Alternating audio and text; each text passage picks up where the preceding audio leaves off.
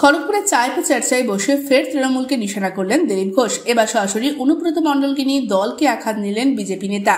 নানা ইস্যুতে রাজ্য সরকারকে দুষলেন বিজেপি নেতা। একই সাথে পেহেলগাঁও ইস্যুতে প্রধানমন্ত্রীকে ভরসা করতে বললেন প্রাক্তন সাংসদ। তিনি ঠিক কি বলেছেন আসুন শুনে নিই।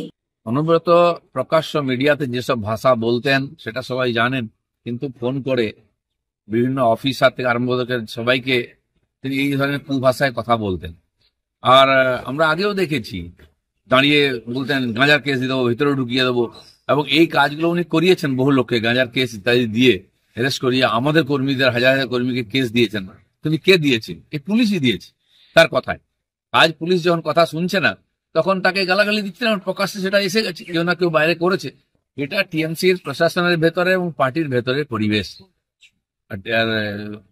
অনুব্রতর মতো নেতাদেরকে টিএমসি কোনোদিন ছাড়তে পারবে না, কারণ এরাই পার্টিকে বাঁচিয়ে রাখে।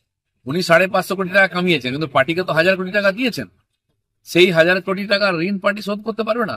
যেমন লোক দেখানো, ক্ষমা চাওয়ানো, বা একটা সাসপেনশন বা একটা ধমকি দিয়ে আবার বাড়িতে ঢুকিয়ে নেবে। এর আগেও বহুবার এরকম হয়েছে, বহু নেতার সঙ্গে ওনার সঙ্গে হয়েছে।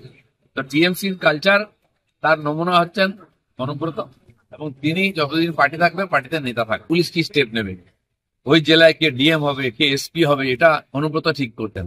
এবং আরো বিভিন্ন জেলাতে ওখানকার জেলার নেতারা ঠিক করে দেন কাকে এসপি চাই, কাকে ডিএম চাই, যে ভোট জিততে সাহায্য করবে, যে বিরোধীদের পেটাবে, কেস দেবে, যাকে দিয়ে তিনি পার্টির ভেতরের যে গ্রুপ আছে তাকে ঠান্ডা করতে পারবেন। সেরকম নেতা আছে জেলায় জেলায়, তারাই চালাচ্ছে। অনুব্রত উইকেট পড়ে গেল যখন সিবিআই হাত দিল তাকে বাঁচাবার জন্য, আবার এই পুলিশই সিবিআই হাত থেকে নিয়ে গিয়ে রেখেছিল নিজের কাছে। এই ঘটনা সবাই জানি আমরা। তো প্রকাশ্যে এসে যাওয়ার জন্য আজকে একটু বিড়ম্বনায় পড়েছে টিএমসি, কিন্তু কিছুদিন পর লোকে সব ভুলে যাবে, উনি আবার নিজের ফর্মে চলে আসবেন।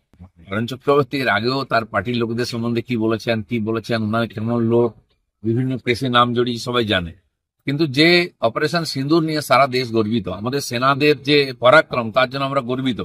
তার জন্য সমস্ত পার্টি একযোগে সরকারের সঙ্গে, সেনার সঙ্গে আছে। টিএমসিও আছে, তারাও সব জায়গায় মিছিল, বিজয় মিছিল বার করেছে, তিরঙ্গা যাত্রা বার করেছে। তাহলে কি পার্টির পলিসি ভুল আছে? উনি কি ঠিক করছেন? উনি মমতা ব্যানার্জি নেতাদের বোঝান যে এই নাটকের মধ্যে আপনার কেন পড়েছেন। স্যার, বিশ্বের মধ্যে বিভিন্ন দেশে আমাদের মাননীয় সাংসদরা গেছেন পাকিস্তানের এই যে আতঙ্কবাদী চরিত্র তুলে ধরার জন্য।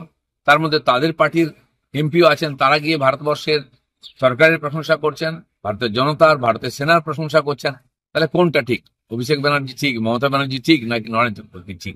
এটা আগে দেখতে হবে। তো এরকম টিএমসির বহু উৎকট নেতা আছে, কেষ্ট বলুন, নরেন্দ্র বলুন, সব একই রকমেরই আছেন, কিন্তু এটা বাদ দিয়ে টিএমসি নয়, এই নিয়েই চলবে। Bureau report, ANM news. আরও খবরের আপডেট পেতে সাবস্ক্রাইব করুন আমাদের ইউটিউব চ্যানেলটি আর বেল আইকনে ক্লিক করুন নোটিফিকেশনস পেতে।